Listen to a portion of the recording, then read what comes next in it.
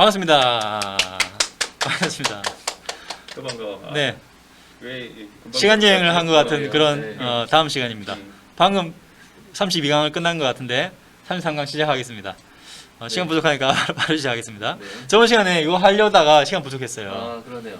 네. 타올리, 베타올리를 먼저 좀 소개를 하겠습니다. 타올리 베타올리 뭡니까, 화학 선생님? 양자수의 얘기 아닌가요? 나한테 네. 물어봐야지 나한테. 아, 그죠? 여기 생명과학에 등장해요. 네. 저 베타 원리는 네. 배를 타느냐 차를 타느냐 이렇게. 아하, 선생님 베타. 베타. 네. 어. 그래, 나는 이거 파울리 베타 원리하면 이게 알파 베타의 베타인 줄 알았는데 그거 아니네요. 그렇죠? 베타 원리 예. 아닙니다. 네. 베타 원리 아니고요. 타인을 배척하는 원리죠. 네. 네. 원자 안에서 모든 전자들은 화학 선생님 말씀하신 대로 다른 에너지를 가지고 존재합니다. 어떤 에너지 값을 가지고 있느냐가 마치 명찰인 것처럼 이름 딱 하나씩만 가지고 있을 수 있죠. 그렇죠. 좀 더 공간적으로 묘사해 보면 전자는 안 겹쳐진다 이거예요. 그죠? 내가 그 자리에 앉으려면 야 나와 해야 되는 거예요. 그렇죠. 아니 그건 사실 너무 뭐 명백하죠. 원자 모형을 이렇게 살짝 그려보면 에너지 준위를 이렇게 그려볼게요. 에너지 준위를 이렇게 그립니다. 네. 기체일 때는 그냥 에너지 준위라고 우리가 표현을 했었어요. 전자가 존재할 수 있는 크리티컬한 또 층이 있다. 제일 아래 층이 2개, 두 번째 층이 몇 개죠? 8개요? 네, 8개. 네, 8개.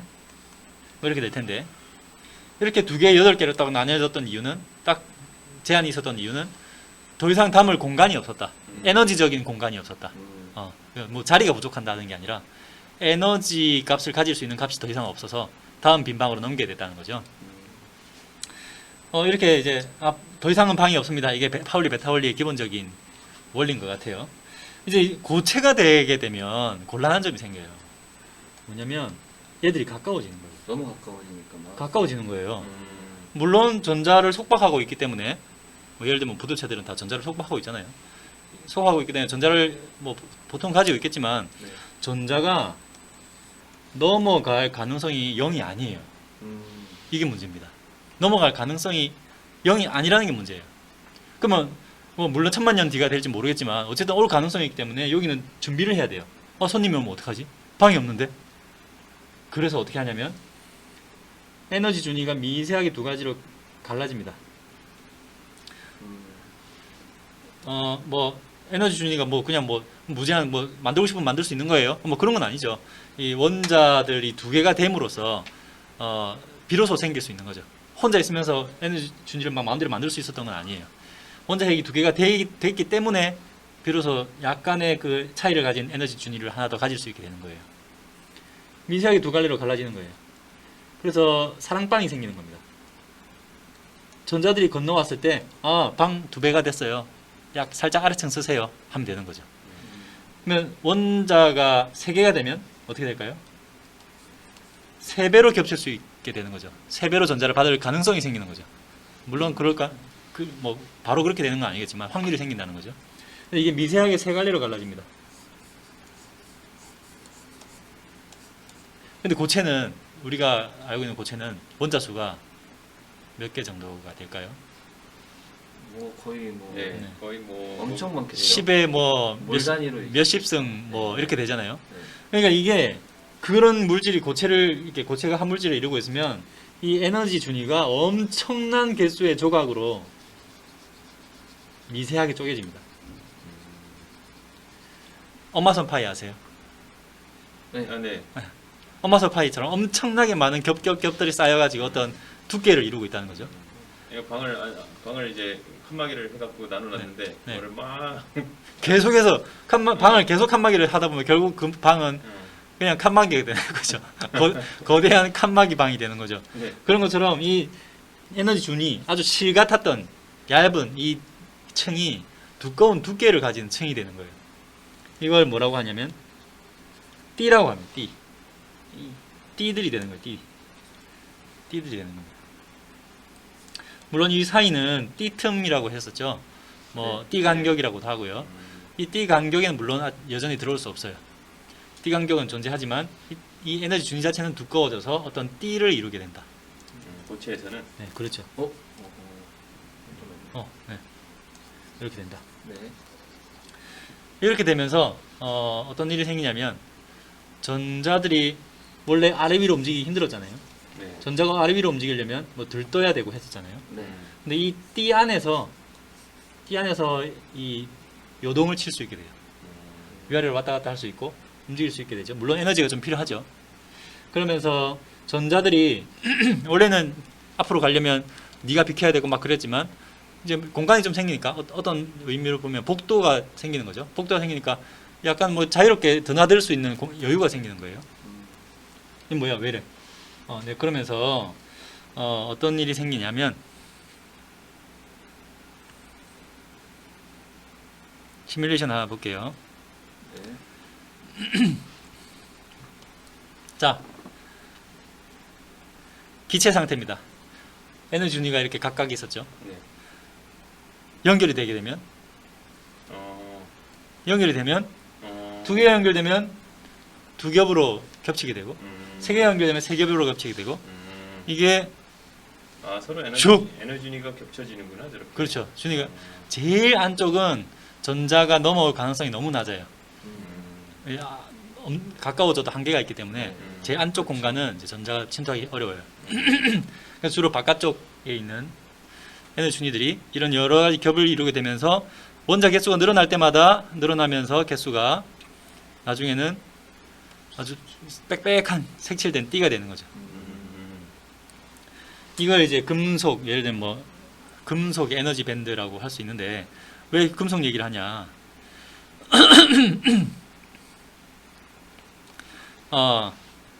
이렇게 됩니다. 일단 용어부터 좀 정리를 할게요. 이 띠들이 생기는데 원자가 띠랑 전도띠로 나뉩니다. 같은 띠라도 띠에 이렇게 전자들이 차곡차곡 깔아앉아 있겠죠. 이제 원자의 물질의 온도가 에너지가 없는 상태가 되면 0켈빈이 되면 전자들이 막 부들부들 그런 열 에너지가 없으니까 촥 가라앉겠죠. 제일 낮은 에너지로 제일 낮은 곳으로 가라앉을 텐데 그럼 차곡차곡 쌓았을 때 딱 마지막 층이 딱 있겠죠. 물이 찰랑찰랑 차 있는 그런 마지막 층. 그 전자가 차 있는 마지막 층을 원자가 띠라고 합니다. 전자가 이제 만약에 올라간다면 전자를 사용한다면 여기서부터 사용해야 되겠죠. 이걸 원자가 띠라고 합니다. 네. 전자가 없는 띠 다 전도띠예요. 위에 막 빈 공간으로 남아 있는 띠들 얘들 다 전도띠라고 합니다. 이 공간은 비어 있기 때문에 전자들이 자유롭게 만약에 에너지가 있어서 거기로 온다면 그 안에서는 전자가 이동을 할 수 있어요. 아까 전에 요거 보여드렸죠. 요 띠를 이루기 때문에 요 띠 안에서는 전자가 만약에 여기 들어왔다면 요렇게 이동을 할 수 있는 거예요. 그냥 살짝만 밀어주면 이동하는 거예요. 이제 이런 전자들 자유전자라고 아까 전에 보여드렸었죠. 막 자유롭게 막 이동하면서 날아다니던 애들. 걔들이 요 마지막 이 전도띠를 이용하는 거예요. 전도띠라고 한다면. 그런데 그리고 이제 띠 간격이 여전히 또 있겠죠. 금지띠, 뭐 띠틈이라고도 하고요. 우리가 아까 전에 전도 또 도체, 부도체, 반도체에 대해서 얘기를 했는데 이 띠 간격과 원자가 띠와 전도띠의 관계 때문에 이런 차이들이 생기는 거예요. 어떤 차이가 있냐면 일반적으로 이제 절연체 먼저 해볼게요. 원자가 띠가 있어요. 전자들이 꽉 차 있죠. 띠 틈이 있어요. 띠 간격이 있어요. 그리고 전도띠가 위에 있어요. 전자가 움직이고 싶으면 옆에 있는 애한테 야 비켜 할 수가 없는 상황이야. 왜냐면 파울리 베타울리에 의해서 얘랑 뭐 겹쳐질 수 있는 상황도 아니고 얘한테 야 너 절로 가 이럴 수 있는 상황도 아니고 이동할 수가 없어. 얘들 이동 못해요. 그러니까 전류가 흐르려면 이 전자 입장에서는 올라가서 띠 간격을 넘어가서 전도띠란 이 복도로 가야 돼. 복도까지 너무 멀어요. 그래서 엄청난 에너지를 줘야만 우리가 전류라고 부를 수 있을 만큼의 전자의 양이 흐르기 시작합니다. 이게 절연체, 부도체입니다. 그래서 이것만 보면 그러면 에너지 많이 주면 전류가 꽤 흐를 수 있겠네. 그럴 수 있죠. 나무에 전류 흐르잖아요. 번개치면. 근데 아까 그림에서는 안쪽 네. 띠는 안쪽에 에너지 준위는 띠를 안 이루는 것처럼 나왔는데 네네. 그러면은 네. 실제로는 그 안쪽에 있는 맨 바깥쪽에 있는 그래. 맨 바깥쪽보다 안쪽도 이렇게 띠를 이루긴 하는 거예요? 확률로 치면 사실 전자들이 이동할 확률이 아까 전에 말씀드려서 0은 아니라서 걔들도 띠를 이루긴 할 텐데 실제로 전자가 이동하는 일이 없어요. 너무 에너지 육교시 어, 수업이 종료되었습니다. 확률이 너무 낮아서 여러분, 그래서 같은 고려하지 학교 않습니다. 기관이나 선별 진입 그래서 우리가 띠라고 부를 만한 띠로 이용할 수 있을 만한 이 집에서 높이 휴식을 취해주세요. 그러니까 뭐 두 번째 층 이상이 되겠죠. 거기서부터 좀 고려를 하는 거, 띠로서 고려를 하는 거죠. 네. 그래서 어디 얘기하고 있었죠? 그 나무 같은 경우에는 전류가 흐르잖아요. 엄청난 전압을 가해주면. 그러니까 그 정도 전압을 가해줘야 흐를 수 있는 건데, 그리고 그 정도 전압을 가하면 사실 파괴돼요. 그 전에 뭐 네. 타거나 뭐 물질이 파괴되기 파괴되거나 때문에 그런 거. 흐른다고 보기도 어려운 거죠. 네. 이런 애들이 전도띠입니다. 절연체입니다. 그러니까 띠 간격이 넓다. 이런 애들은 절연체입니다. 반도체는 도체부터 할게요. 도체는 간격이 없어. 붙어 있다고 봐야 돼. 거의 뭐 전도띠랑 원자가띠가 딱 붙어 있거나 아니면 거의 뭐 이 뭐라 그러죠? 겹쳐져 있어요? 경계가 희미한 애들. 경계가 희미한 경계가 애들. 희미하다. 네, 전자가 여기 들쑥날쑥하는 애들. 그래서 전자가 마음만 먹으면 금방 복도로 넘어갈 수 있는 애들. 그러니까 사실은 띠 하나에 전자가 차다 말면 이렇게 되는 거예요. 전자가 채워지다가 말았어. 그러면 뭐 이렇게 되는 거죠. 그렇게 볼 수 있죠. 그러니까 거의 뭐 띠 하나라고 볼 만큼 간격이 없는 상태. 이런 상태면 전압을 살짝만 걸어줘도 전류가 툭 튀어나와서 복도로 후루룩 달려나갈 수 있는 거죠. 이게 도체입니다. 반도체는 그 애매한 상태. 띠 간격이 없진 않아. 있는데 막 넘진 않아서 전자가 웬만한 그 상온의 온도에서도 뭐 20도 이런 온도에서도 그런 열 에너지만으로도 몇 명이 올라가 있는 거야. 꽤 올라가 있는 거예요. 그래서 전류를 흘리면 전압을 걸면 전류가 조금 흐르긴 해. 뭐 그냥 만족스럽진 않아요. 이런 상태가 이제 반도체입니다. 이렇게 뭐 올라가 있는 전자들을 자유전자라고 부르죠. 그리고 전자가 비워졌잖아요. 한 명씩 올라가서 이런 걸 이제 플러스를 띠게 돼요. 원래 전자를 속박하고 있던 애가 전자를 잃었으니까 속박하고 있던 그 힘이 플러스겠죠. 네. 플러스를 띠는 구멍을 양공이라고 합니다. 양공도 전류의 흐름에 도움이 돼요. 왜냐면 여기서도 플러스 빈칸이 생겼으니까 여기 있던 전자가 나 일로 갈래. 나 일로 갈래. 이동이 생길 수 있겠죠. 마치 그 퍼즐 중에서 빈칸 하나 있는 퍼즐 있잖아요. 네. 이렇게 탁탁탁 옮길 수 있죠. 빈칸으로. 그런 것처럼 양공도 이제 전류의 흐름에 도움이 됩니다. 양공이 실제로 움직이는 거 아니죠. 빈자리라는 것은 움직일 수가 없으니까. 다른 애들이 네, 채우면서 네. 얘를 채우니까 하지만 그 빈자리가 움직이는 대상으로 이제 여기면 좀 더 편하니까 양공도 전류의 이제 이 전하 나르게라고 하거든요. 전하를 나르는 애들 양공 그리고 자유전자가 이 전하 나르게가 됩니다. 영어로는 캐리어라고 합니다. 캐리어. 영어도 쉽죠? 캐리어. 네, 그렇습니다. 가방. 그래서 온도에 따라 저항이 달라지는 경우가 있어요. 이런 오. 특성들 때문에. 네네네. 어떤 경우냐면 첫 번째 도체는 보통 우리 중학교 때 배웠던 것 같은데 온도가 올라가면 도체는 저항이 커져요. 원자의 요동으로 인해서 전류의 흐름이 이제 균일하게 못하게 돼서 방해를 받아서 전류가 이제 좀 방해를 받습니다. 절연체는 어차피 전류 안 흐르니까 논해로 하고 반도체는 온도가 올라가면 도체랑 반대의 현상을 보여요. 반도체는 저항이 작아져요. 온도가 높아지면. 오히려 반도체에 있는 원자도 핵도 막 요동치면서 방해할 텐데 왜 오히려 반대로 올라가지? 여기 있는 전자들이 더 많이 올라가니까. 양공이 많아진다. 양공도 많아지고 자유전자도 더 많아져서 열 때문에. 그래서 전하 나르기가 더 많아지는 거예요. 그래서 원자들의 이 열 요동에 의한 방해보다 월등히 더 많은 도움을 줘서 저항이 오히려 작아집니다. 네. 컴퓨터에서 열을 식히는 이유는 저 두 가지 때문이죠. 도체가 너무 저항이 커져서 전류를 막아버리거나 반도체가 너무 저항이 작아져서 0인 신호인데 1로 만들어버리거나 그런 오류를 막기 위해서 열을 식혀주는 거죠. 정리 과제를 오늘 엄청나게 어려운 거로 한번 내봤어요. 수능 기출 문제입니다. 문제인가요? 네, 수능 기출 문제입니다. 풀어보겠습니다 한번. 이제 지금 풀 수 있는 반말하면 건가요? 안 되는 이제 거? 풀 수 있는 건가요? 이거는 수능 기출 문제인데 여러분이면 풀 수 있을 것 같아가지고 네. 문제를 내봤습니다. 답은 아. 수업 중에 나중에 공개하겠습니다. 아. 네. 답은 60초. 너무 쉬워서 네, 네. 금방 풀 거예요. 그러네요. 뭐, 네. 뭐 도체, 부도체, 아, 반도체네요. 풀었어요. 아, 네네네. 네. 답은 말씀하지 마시고요. 네. 네, 수업 오늘 여기까지 하겠습니다. 네.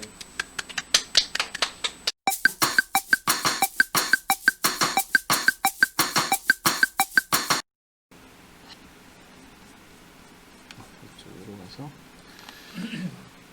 네, 반갑습니다. 네, 반갑습니다. 반갑습니다. 오랜만이네요. 네, 오랜만입니다.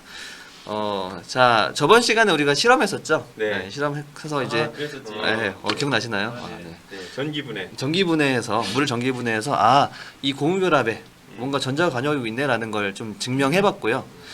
오늘은 이제 그 화학결합 중에 첫 번째로 이온결합에 대해서 좀 배워보도록 하겠습니다. 여기 시가 하나 있습니다. 소금인형이라는 류시와 시인의 시인데요. 뭐 쭉 보면은 바다의 깊이를 재기 위해 바다로 내려간 소금인형처럼 자살하는 거죠. 그래서 당신의 깊이를 재기 위해 당신의 피 속으로 뛰어든 나는 소금인형처럼 흔적도 없이 녹아버렸네라는 시입니다. 시는 되게 좋죠. 당신에게 네. 녹아버렸다는. 당신이 녹아버렸다는 거죠. 살살 녹네 이 말이에요. 그렇습니다. 네. 네. 그래서 소금이라는 놈이 피라는 물이 대부분이잖아요. 그래서 잘 녹는구나라는 걸 볼 수 있는 하나의 시였고요. 이제 이온 결합을 좀 볼 건데요. 이온 결합의 특성, 그러니까 이온 결합이 어떻게 이루어지는지부터 하나씩 좀 알아보겠습니다. 일단 이온 결합이 만들어지려면 뭐부터 만들어져야 될까요? 뭐부터? 이 순서가 있어요. 전자의 그냥 원자들이 바로 결합한다고 되는 게 아니라 먼저 원자들끼리 만났을 때 뭐가 일어나야 되냐면 이온이 생성돼야지 이온 결합이 되는 거겠죠. 플러스 마이너스. 네, 그렇습니다. 그래서 이온이 생성되려면 우리가 보통 이온 결합은 누구랑 만나야지 이온 결합이 된다고 알고 있죠. 금속이랑 비금속. 금속이랑 비금속이 만났을 때 이온 결합이 만들어진다고 보통 알 겁니다. 네. 그 이유가 뭐냐면 금속은 전자를 잃기 좋아하고 비금속은 전자를 얻기 좋아하는 놈들끼리 만나야지만 서로 전자를 잃고 얻으면서 이온이 생성된다는 얘기죠. 네. 그래서 이 이온이 생성되는 게 첫 번째고요. 근데 이 이온이 생성되는데 관여하는 게 옥텟 규칙입니다. 옥텟 규칙이라는 건 뭐냐면 옥텟이란 게 뭐죠? 8. 8이라는 8. 8개. 그래서 원자들이 전자를 잃거나 얻어서 비활성 기체와 같은 안정한 전자 배치를 이루려는 경향이 있다고 다 알고 있을 겁니다. 우리 네. 친구들도 아마도. 그래서 금속의 나트륨, 원자과 전자가 하나에 있는 나트륨은 하나 잃어서 Na+가 되고. 그래서 얘네들 같은 경우는 전자가 우리가 8개라고 하지만 항상 8개는 아니죠. 네. 18쪽 중에서 헬륨 같은 경우는 네. 전자가 2개여도 안정하니까. 네. 그래서 걔는 약간은 좀 예외로 좀 두시고요.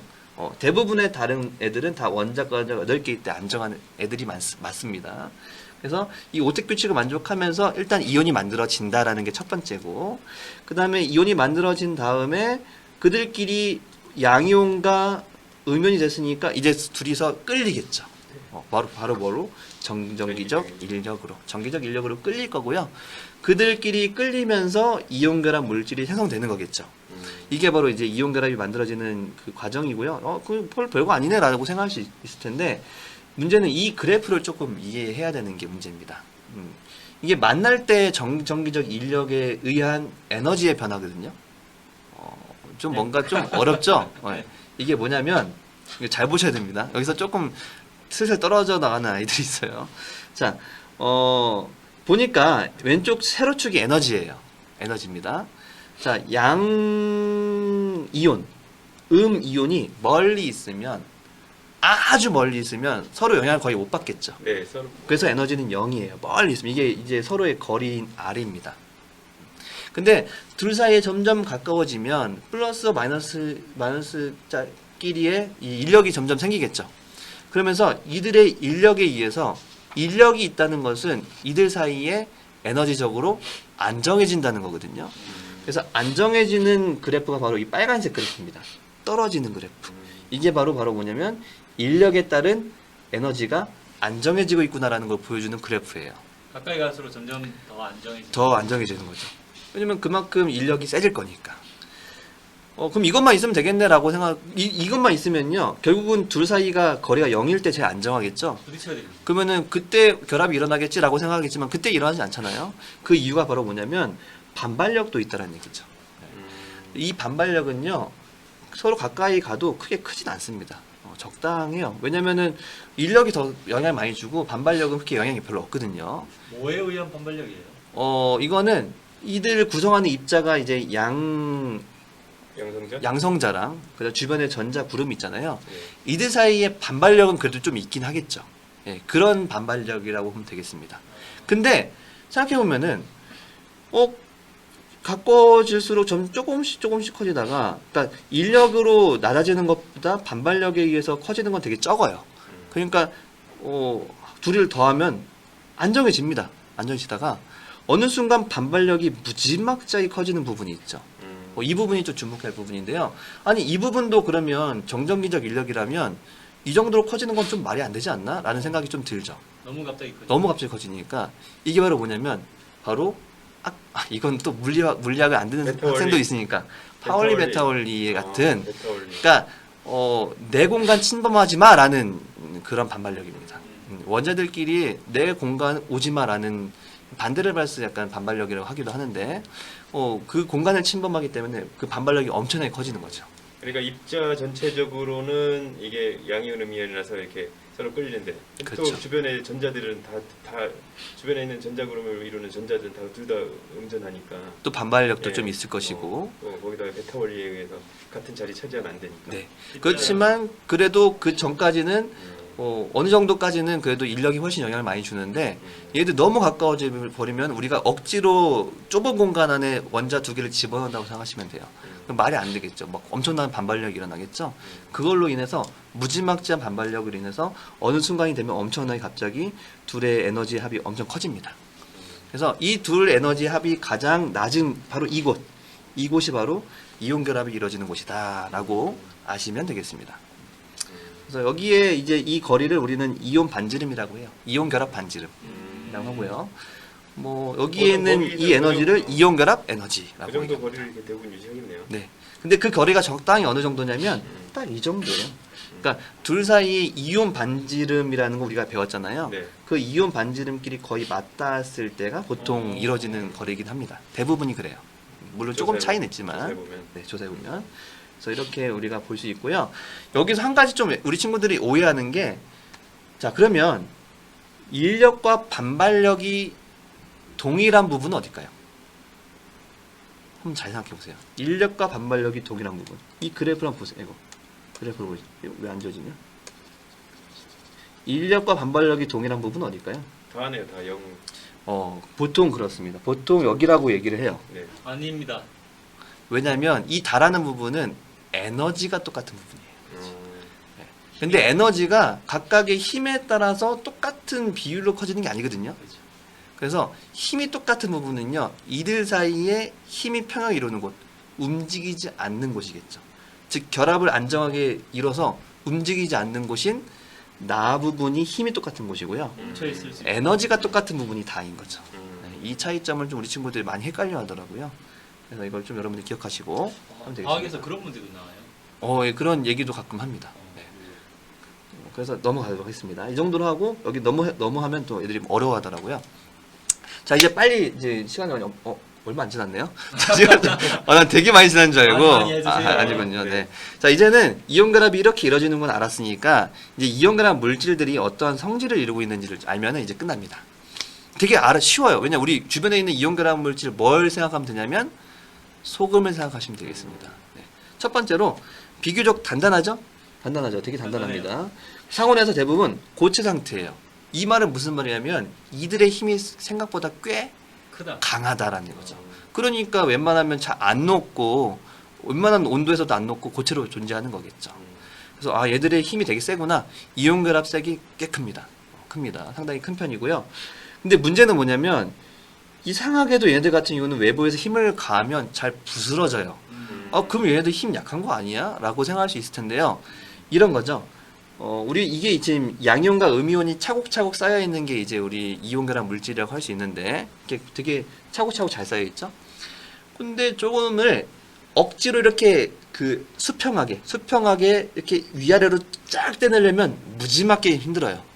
플러스 마이너스의 힘은 엄청나게 강합니다. 이게 이온결합 힘이에요. 그런데 내가 여기다가 조금만 톡톡 두들기면서 옆으로 쪽쪽 두들기면서 좀 밀어내면은 얘들이 살짝 조금만 약간의 뒤틀림이 있어도 음이온끼리 만나게 돼버려요. 살짝 아주 거리가 거의 차이가 아주 안 나니까. 차이 안 나니까 살짝 툭툭 쳐주면은 바로 지들끼리 양이온끼리 만나면서 음이온끼리 만나면서 지들끼리 반발력으로 떨어진다는 얘기죠. 이런 사자성어가 생각나네요. EJ. EJ. 네.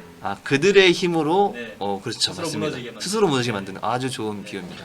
네. 그래서 손 같은 경우도 손가락으로 좀 누르고 막 부시면 잘 부서지잖아요. 네. 근데 얘네들 몇 도에서 녹느냐? 몇 도에서 얼마큼 에너지가 있어야 녹느냐? 800도 이상에서 녹는다는 얘기죠. 백종원 선생님 막 이렇게 해가지고 막 이렇게 막 그렇죠. 막 부시기도 하잖아요. 네. 그러니까 이런 것들은 이들이 힘이 약해서가 아니라 이 구조적인 특징 때문에 그렇다라는 거. 공략법이 있기 때문에. 공략범이 있다라는 거죠.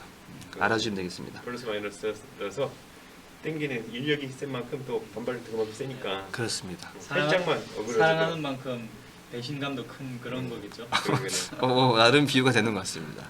네, 세 번째로는 물과 같은 극성 용매에 잘 용해야 된다는 거예요. 극성이라는 게 이제 자세하게 배우진 않았는데 친구들이 쉽게 생각해서 이제 극이 존재한다. 플러스 마이너스가 존재한다라고 생각하면 되겠고요. 나중에 뒤에서 배웁니다. 화학에서. 그냥 물이 극성 용매고요. 이러한 극성 용매에 잘 녹는다라고 생각하시면 되겠습니다. 왜냐면은 극성이 극대화되는 게 바로 이온이거든요. 이온 결합이거든요. 그래서 그냥 물 같은 거 잘 녹는다라고 생각하시면 되겠고요. 항상 잘 녹는 거 아니죠. 물론 차이는 좀 있습니다. 그리고 물에 녹았을 때 어떠한 일이 일어나냐면 전기전도성을 쓴다는 거죠. 네. 그러니까 플러스 마이너스 이온으로 나뉘어버리니까. 그렇습니다. 그래서 이온 결합 물질의 가장 큰 특징, 아주 중요한 특징인데 고체 상태에선 전기전도도가 없어요. 없습니다. 근데 수용의 상태라든지 액체 상태, 즉 한마디로 이온들이 자유롭게 움직일 수만 있으면 전기가 통한다라고 하시면 되겠습니다. 마지막입니다. 녹는 점 끓는 점 비교적 높다라는 거죠. 왜냐? 세니까. 단단하게 붙잡고 있으니까. 이렇게 우리가 좀 알면 되겠고요. 이 네 가지 성질이 상당히 문제 잘 나오기 때문에 여러분들 좀 기억하시고요. 한 가지 아주 잘 나오는 쪽이고요. 한 가지 문제를 내고 끝내도록 하겠습니다. 자, 온도입니다. 온도. 부피입니다. 실시간으로 실험하고 계신 것 같아요. 잠시만요. 잘못 그렸네. 지금 막 실험하고 계시는 것 같아요.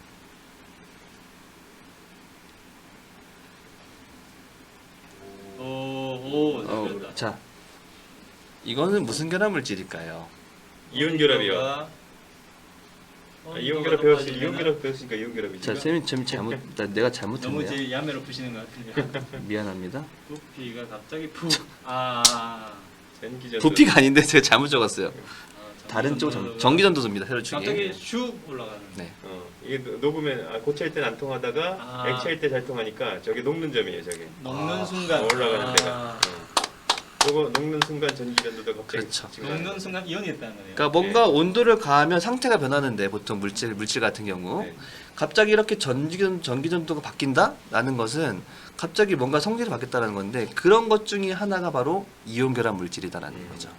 상변화가 왜냐면은 이온 결합 물질 말고 다른 거, 뭐 금속 같은 경우는 보면은 갑자기 전기전도가 이렇게 달라지진 않거든요. 극적으로.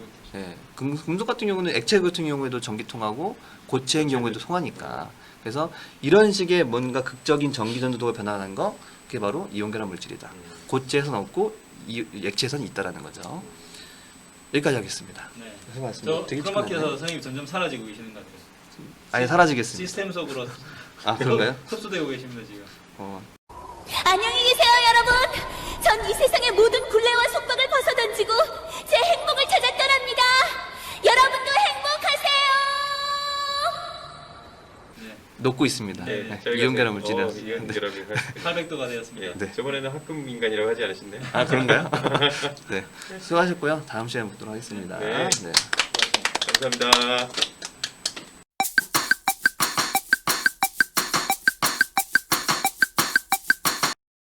자, 이제 그 2학기 본격적인 2학기 내용입니다.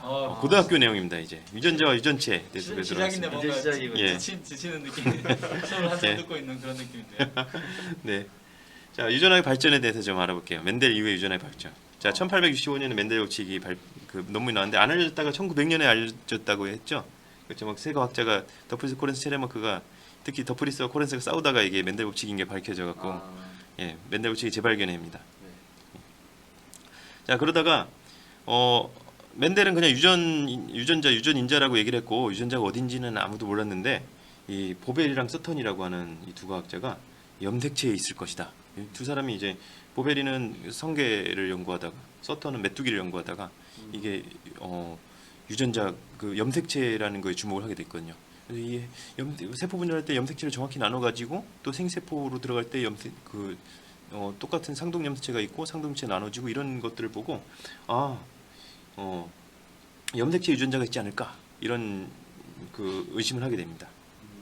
그래서 진짜 대단한 그 획기적인 발견이네요. 그렇죠. 그 전까지는 그러니까 뭐 유전자라는 건 실체가 있는 게 아니라 뭐 어떤 개념이나 뭐 이렇게 정보 수준이다가 피에 흐른다고 말하죠. 그렇죠. 이게 물질이라는 게 딱 밝혀진 거예요. 눈에 보이는 물질이 유전자다. 이게 밝혀지는 거죠.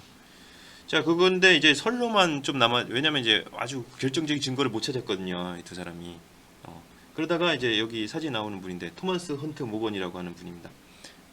콜롬비아 대학교 교수였고 나중에 이제 그 칼텍 그 캘리포니아 공과대학 그렇죠. 심심하면 그 단일 대학에서 노벨상 수상자가 가장 많은 미국에 있는 대학교입니다.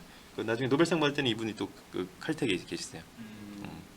맞아요. 콜롬비아 대학교에 있을 때 이제 발견했는데 초파리를 연구하다가 초파리는 동물이라서 이게 XY 염색체가 있거든요.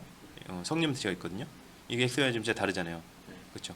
근데 이제 암수에게서 유전 현상이 다르게 나타나는 거 보고 이게 유전자가 X 염색체에 있다는 거를 결정적으로 증거를 발견한 거예요. 그렇죠. XY 염색체 다른데 암수에게서 유전자가 다르게 나타나면은 이게 X 염색체에 있다 또는 Y 염색체에 있다 이게 결정적인 증거가 되는 거잖아요. 그래서 유전자가 염색체에 있다는 거를 발견한 유전자설을 확립해서 그걸 발견해 그 현상을 발견하고 26년에 이제 유전자설이라는 걸 본격적으로 발견하게 됩니다. 성염색체가 큰 역할을 했네요. 예. 그래서 1926년 이전까지는 유전학 연구한다 그러면은 막 이렇게 멘델 실험을 그대로 재현하는 거야. 멘델은 완두콩을 했으니까 나는 뭐 달맞이 꽃을 할래. 나는 쥐로 해볼래. 막 이 정도 수준이었던 거예요. 근데 모건 이후로는 이제 현대 유전학이라고 해서 이제 뭘 보냐? 유전자가 들어있는 염색체를 보는 거죠. 나중에는 이 염색체에서도 또 DNA가 유전 물질이라는 게 뭐 밝혀지고 DNA 분자 구조도 밝히고 뭐 지금은 유전자 가위가 나왔고 막 유전자를 막 유전자를 조작하고 제조업하고 이런 게 가능한 시대가 됐습니다. 시간 동안 엄청 많이 그러니까 이게 발전했네요. 1926년에는 아직 유전자가 DNA 있다는 것도 몰랐어요. 그러니까요. 그냥 염색체라고만 알았지.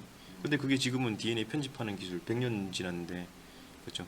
특히 뭐 1991년에 뭐 미국에서 유전자 치료가 처음 시행이 됐거든요. 굉장히 이제 빨리 발전했습니다. 요즘에 앞으로 100년 이내에 진짜 유전자를 아예 그냥 처음부터 창조하는 기술도 가능하겠네요. 그 옛날 그 카타카 그런 것처럼. 그런 막 그렇죠. 선택해서 조합하고 막. 그래서 특히 재작년에 2018년에 중국에서 그 인간에 대한 유전자 조작을 했다. 새로 태어난 아기에 대한 유전자 조작을 했다는 발표가 있어갖고 모든 사람들 충격에 빠뜨렸죠. 그래서 그 중국 정부가 잡아들인다고 했는데 어떻게 되는지 모르겠네요. 그 의사는. 자, 어쨌든 이제 염색체에 대해서 그럼 먼저 알아보도록 하겠습니다. 자, 염색체는 평소에 안 보여요. 그냥 염색체 평소에 안 보이다가 이제 세포 분열할 때 이렇게 보입니다. 세포 분열할 때만. 여기 보이시죠? 그냥 핵이 염색이 잘 되는 이유가 염색체가 있어서 그런 거예요. 염색체가 원래는 이제 이렇게 풀려 있다가 이게 세포 분열할 때 이렇게 묶이는 겁니다. 왜냐면 이사 가야 되니까 이삿짐 싸야 되니까 세포 분열할 때는. 그렇고요. 이 염색체는 이제 보면은 DNA하고 히스톤 단백질로 이루어져 있습니다. 그러니까 DNA가 길다란 실 모양이니까 요거를 이제 감는 실타래 역할을 하는 게 다 히스톤 단백질인 거죠. 그리고 이제 요 DNA가 히스톤 단백질에 감겨 있는 요 단위체가 있는데 요 단위체를 뉴클레오솜이라고 합니다. 뉴클레오솜. 여러분들 그 DNA의 기본 단위를 뉴클레오타이드라고 하거든요. 네네.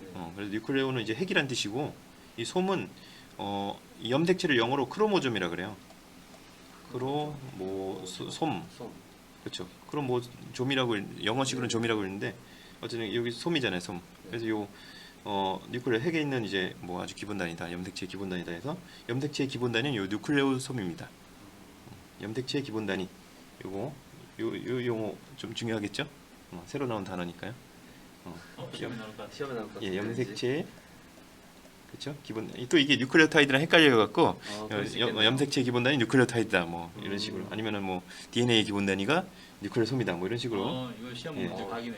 DNA랑 음. 염색체랑 DNA랑 뭐 이렇게 헷갈릴 수 있겠네요. 감정 파기 딱. 근데 들어온- 이 정도는 쉬운 문제죠. 유전학에서 이 정도는 쉬운 문제입니다. 그냥 쉽게 낼 때 너네 한번 맞춰봐라 이럴 때 뉴클레오솜 내는 겁니다. 일단 알아두세요. 모르는 거랑 또 다르니까. 네. 자 이렇게 돼 있고요. 자 DNA 구조는 DNA는 이제 뉴클레오타이드가 기본 단위죠. 뉴클레오타이드. 그리고 인산, 당, 염기가 1대 1대1로 돼 있고. 그리고 염기가 종류가 몇 가지인 거 아시죠? 네 가지, 4가지. 옛날에 두 분 방송하실 때 보니까 옛날에 두 분 그 인터넷 방송 팟캐스트 방송 만드실 때 보니까 뭐 G캣 뭐 이런 식으로 외우던데 아 맞아요. 뭘 그걸 네 개밖에 안 되는 걸 뭘 그걸 만들어서 외웁니까 저도 그냥 까먹었습니다. 그냥 저는 이렇게 쌍보적으로 결합하니까 네. 둘이 쌍보적으로 아데닌 타이민이랑 구아닌 사이토신 이렇게 결합하니까 ATGC 이렇게 외우는 게 쉽더라고요. 저는. G캣 하면 GC, 예. AT 이렇게 돼. 그러네 그래도 되네 G캣. 수업을 열심히 들으시고. G랑 고양이. 그래 G랑 고양이 이렇게 되네. 네. 근데 뭘 그걸 또 만들어 외웁니까? 4개밖에 안 되는 걸로 한 10개 정도 되면 그렇게 외우겠어. 뭐 카칼나무 알아철 화학에서 카칼나무 알아철 뭐 이런 거 나오면 그렇게 그래서 외우겠어. 물리밖에 할 수 있는 과학이 없더라고요. 아 4개도 힘들어요? 할 수 없군요. 네. 문자가 나오기 시작해요. 네. 어쨌든 뭐 DNA는 다 아시죠? 여러분들. 네. 자, 근데 이제 유전자, 염색체, 유전체 이런 이제 개념을 좀 알려고. 막 혼용하는 경우가 많잖아요. 네. 자, 유전자란 무엇인가? 염색체란 무엇인가? 또 유전체라는 말이에요. 유전체는 유전자하고 염색체를 합친 말이에요. 그래서 원래 영어로는 이제 영어로 유전자가 지인이에요. 지인. 지인. 염색체가 크로모좀 아까 얘기했죠? 크로모좀. 그래서 두 개 합쳐갖고 지인에다가 크로모좀에 OME를 붙여갖고 지노밀, 지놈. 그렇구나. 지놈 유전체. 게놈 예, 게놈, 우리 게놈이라고 하는. 프로젝트 예. 그러잖아요. 우리 몸속엔 다 게놈이 있어요. 우리는 모두 게놈의 자식들이. 게놈. 여러분들은 다 게놈의 자식들입니다. 게놈. 이거 아닌가 아시죠? 이거 뭐지? 그걸로 썸네일로 쓰시려고 약간 지르신 느낌인데요. 맞습니다. 썸네일 쓰려고. 그래서 유전체라는 거는 우리가 가진 모든 유전자들을 합쳐서 우리가 유전체라고 불러요. 자, 우리가 이 비유를 좀 사용하려고 이렇게 그림을 가져왔는데 이 그림이 아무 상관없는 그림인데 이 책장에 책이 꽂혀 있죠. 이 책장을 핵이라고 볼 수가 있어요. 책까지 꽂혀 있죠. 안에 염색체가 들어 있으니까. 그렇죠. 이 책이 염색체예요. 사람한테는 사람이라는 사람 세포의 책장 속에는 46권의 책이 꽂혀 있습니다. 왜냐면 염색체가 46개니까요. 그렇죠? 네. 다음 시간에 나올 내용이지만 두 권씩은 페이지 수랑 내용이 비슷합니다. 페이지 수랑 내용 구성이 비슷하게 되어 있습니다. 상동염체라는 얘기죠. 그렇죠. 자, 그리고 거기 이제 책에 글씨가 써 있는데요. 이 글씨가 DNA라고 볼 수 있습니다. 글씨가 DNA. 책이 염색체. 저는 이 책이 염색체. 이게 교과서에는 조금 다르게 나와 있는데 저는 그냥 책을 염색체라고 보겠습니다. 자, 글씨가 DNA예요. 머리로. 네, DNA 글씨. 예, 글씨가 DNA예요. 네. 그리고 그 책의 내용이 있죠. 책의 내용, 글씨가 내용이잖아요. 글씨를 조합하면 내용이 되잖아요. 네. 뭐 아버지 가방에 들어가셨다. 아버지가 방에 들어가셨다. 그렇죠. 뭐 어쨌든 그게 이제 내용인데 그 내용이 바로 유전자입니다. 그러니까 저는 책에 보니까 우리 교과서에 보니까 이게 음식 요리책에 많이 비유를 하는데 요리책은 왜냐면 한 페이지가 한 요리에 보통 한 장이 한 요리 하나예요. 예. 한 장씩 이제 하나의 내용인 거죠. 너는 내가 그런 내용이 있는 거죠. 뭐 너는 혈액형이 A형이다. 나는 너가 아니죠, 나죠. 나는 뭐 암에 잘 걸릴 것이다. 뭐 간암에 잘 걸릴 것이다. 또는 뭐 머리카락 색깔이 검은색일 것이다. 우리 한국 사람은 대부분 아니 좀 갈색인 사람 있잖아요. 그렇죠. 네. 저도 피부가 하얘서 그런 조금 갈색이거든요. 예, 그렇습니다. 이렇게 우리가 비유를 좀 해볼 수가 있고요. 이런 이제 내용으로 우리가 한번 이 정말 유전 현상에 대해서 한번 다음 시간부터 좀 본격적으로 탐구해 보도록 하겠습니다. 네. 이만 마치도록 하겠습니다, 여러분. 네, 수고하셨습니다. 감사합니다. 급하신데 수고하셨습니다. 아우 제가 다 급하네요 아주.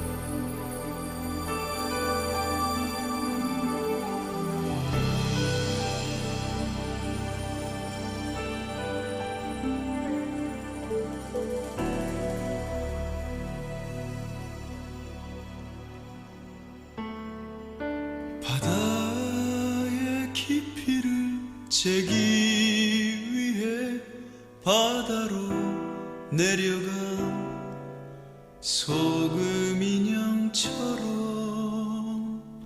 당신의 깊이를 알기 위해 나는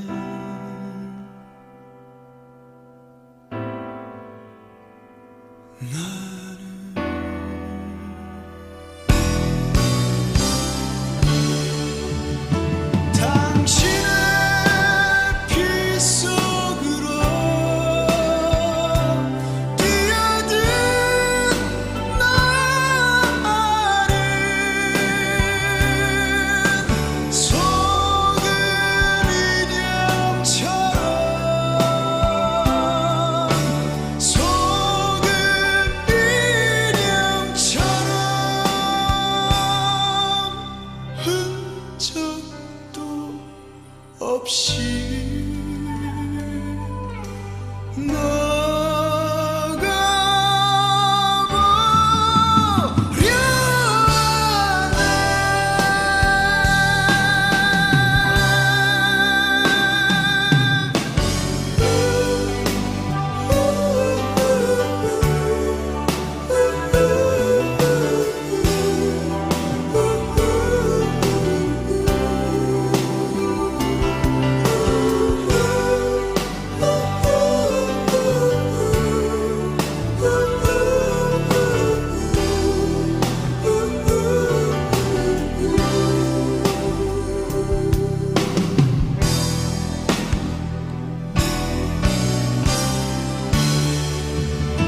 당신의 피 속으로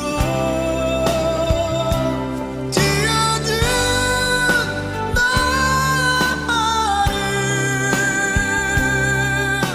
소금 인형처럼 소금 인형처럼